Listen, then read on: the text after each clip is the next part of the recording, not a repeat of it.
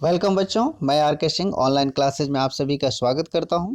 और आज हम लोग देखेंगे क्लास 7th की वर्कशीट नंबर 12, जिसका टॉपिक है दिल्ली के सुल्तान।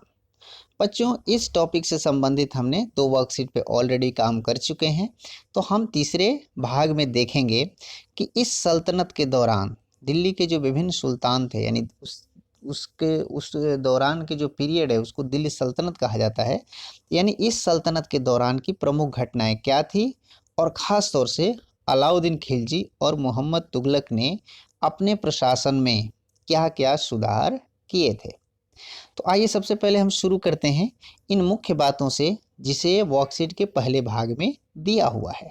तो आइए समझते हैं इन चीज़ों को। सबसे पहली चीज़ जो आप ऊपर देखेंगे, तुगलक वंश के बाद दिल्ली पर लोदी, सैयद व सूरी वंश ने शासन किया। बच्चों, हम लोग पहली वर्कशीट में देख चुके थे वंशावली कि दिल्ली पर किन किन वंश के शासकों ने शासक किया, जिसमें आपने जाना था कि गुलाम वंश ने शासक किया, फिर खिलजी वंश, तुगलक वंश, लोदी वंश, सैयद वंश, सूरी वंश, इन सारे वंशों के लोगों ने शासन किया था। ठीक है, तो उसके बारे में हम जान चुके हैं। इसमें यहाँ एक चीज़ जो दी हुई है, शेर शाह सूरी के शासनकाल में विकसित राज्य छोटा अवश्य था, परंतु वह शक्तिशाली था। शेर शाह सूरी की द्वारा स्थापित की गई प्रशासन व्यवस्था भविष्य के राजाओं के लिए एक मिसाल बन गई। क्योंकि शेर शाह सूरी का जो काल आता है वो मुगल काल में आता है, तो इसीलिए हम इसे बाद के समय में पढ़ेंगे। लेकिन शेर शाह ने भी चूँकि अपने प्रशासन में काफ़ी सुधार किए थे, इसीलिए इसे भी बहुत ही अच्छा माना जाता है। यहाँ हम तीसरे बॉक्स में देखेंगे बंगाल, जौनपुर, मालवा, गुजरात, राजस्थान, दक्षिण भारत के अनेक राज्य एवं अफगान शासक दिल्ली सल्तनत की अंतिम वर्षों में अस्तित्व में आए।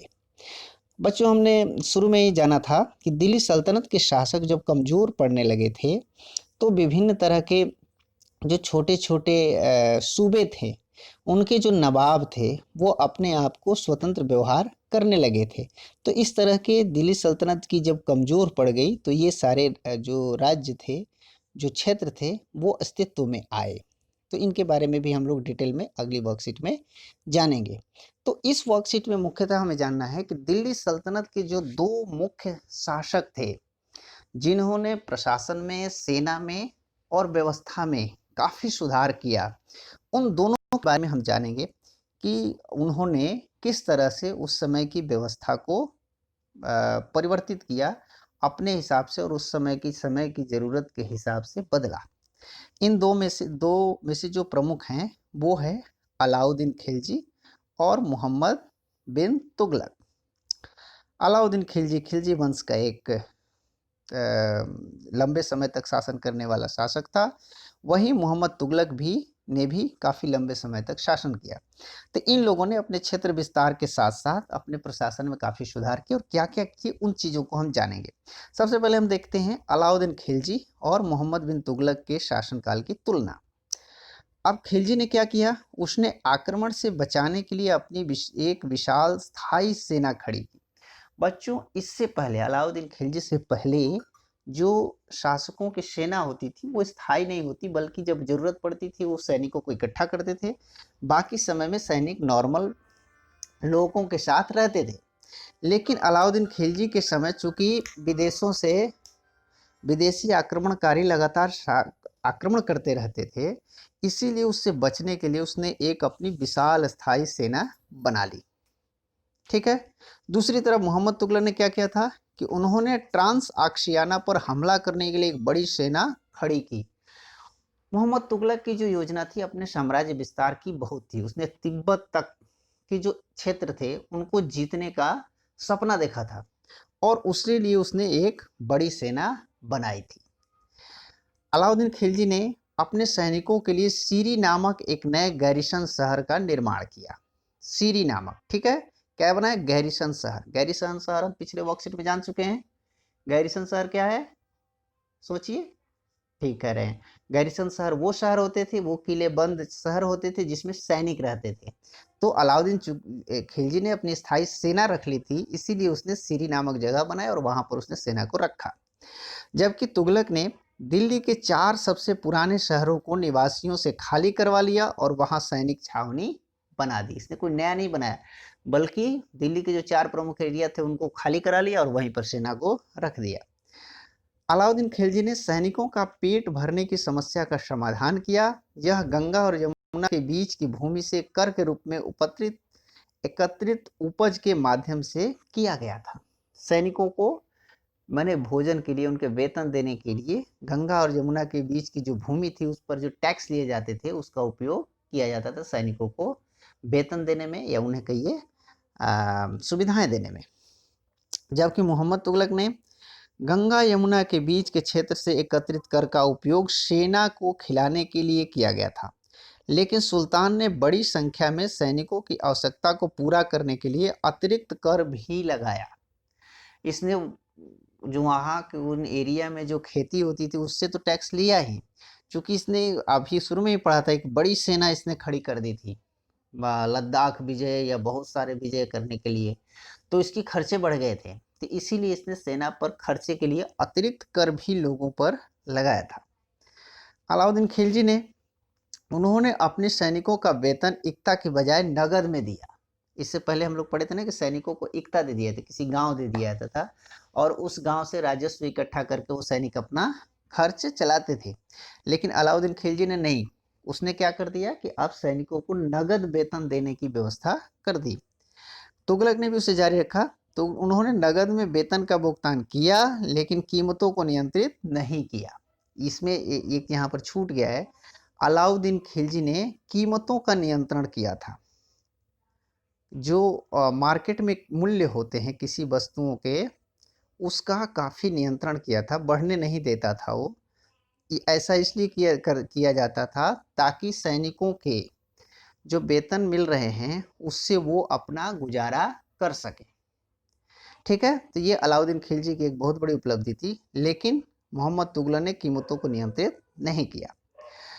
अलाउद्दीन खिलजी ने सैन्य सुधार, राजस्व सुधार जैसे उससे प्रशासनिक उपाय काफ़ी सफल रहे अलाउद्दीन खिलजी के, लेकिन आप देखेंगे कि मोहम्मद तुगलक के प्रशासनिक उपाय असफल थे। कश्मीर पर उसका आक्रमण पूरी तरह विफल रहा था। फिर उन्होंने ट्रांसक्सियाना पर आक्रमण करने की अपनी योजना छोड़ दी और अपनी बड़ी सेना को भंग कर दिया। तो तुगलक के साथ त्रासदी यही थी कि वो उसने बहुत बड़ी बड़ी योजनाएं बनाई थी, लेकिन वो अपने योजनाओं को अंजाम तक नहीं पहुंचा पाता है। ठीक है, इसीलिए आज भी कहा जाता है जो व्यक्ति बार बार अपने डिसीजन बदलता है उसको कहते हैं क्या तुगलक हो गए हो क्या। तो तुगलक में यही कमी थी। तुगलक एक दूरदर्शी शासक था जिसकी योजनाएं काफ़ी बड़ी थी और अच्छी होती थी। कहा जाता था कि तुगलक अपने समय से आगे सोचता था, लेकिन उसमें एक ही गलती थी या एक ही कहीं कमी थी कि वो अपने योजनाओं को मूर्त रूप देने से पहले ही उसे बदल लेता था, यानी वो अपने डिसीजन पे अडिग नहीं रहता था। यही कारण है कि तुगलक को एक अपनी योजनाओं के बारे में एक असफल शासक भी कहा जाता है। तो उम्मीद है आपको ये वर्कशीट अच्छी तरह से समझ में आ गई होगी इन दोनों के प्रशासनिक सुधारों के बारे में। एक प्रश्न है, इसको आप खुद सोचेंगे, कल्पना करें आप अलाउद्दीन खिलजी या मोहम्मद तुगलक के शासनकाल में किसान हैं, आप सुल्तान द्वारा लगाया गया कर नहीं चुका सकते, आप क्या करेंगे? तो क्या करेंगे अगर नहीं लगा चुका सकते? तो दो चीज़ें हो सकती है, आप वहाँ सुल्तान के पास जा कर के उसके जो नुमाइंदे हैं उससे माफ़ी मांगेंगे।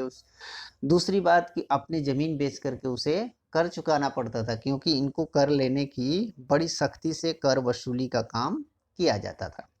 तो इसे आप कल्पना करके आप खुद सोच सकते हैं, ये सोचने के लिए है।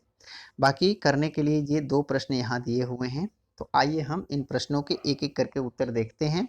पहला प्रश्न है, अलाउद्दीन खिलजी और मोहम्मद तुगलक की प्रशासनिक व्यवस्था के मध्य अंतर स्पष्ट कीजिए, जो ऊपर ही है। और नीचे का एक प्रश्न है, आइए दोनों प्रश्नों को हम अलग अलग देखते हैं। बच्चों, पहला प्रश्न था अलाउद्दीन खिलजी और मोहम्मद तुगलक के प्रशासनिक व्यवस्था के मध्य अंतर स्पष्ट कीजिए।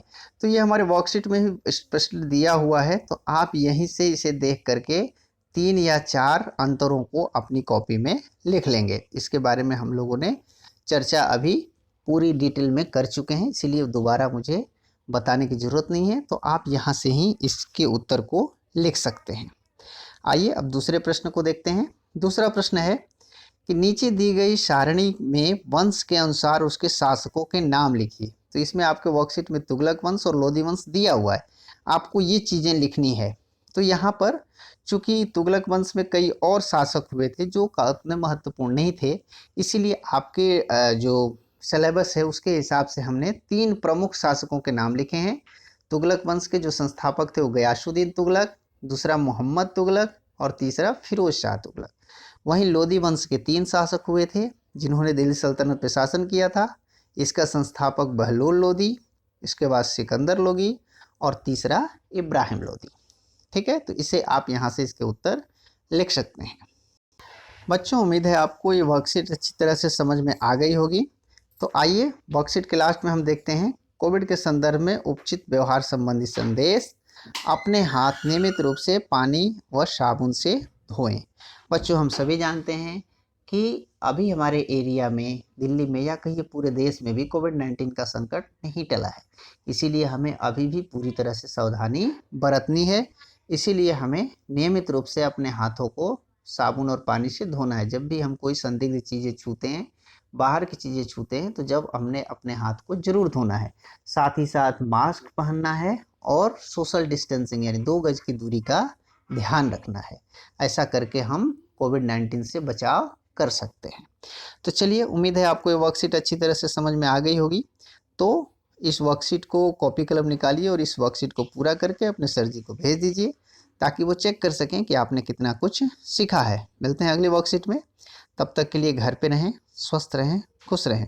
धन्यवाद।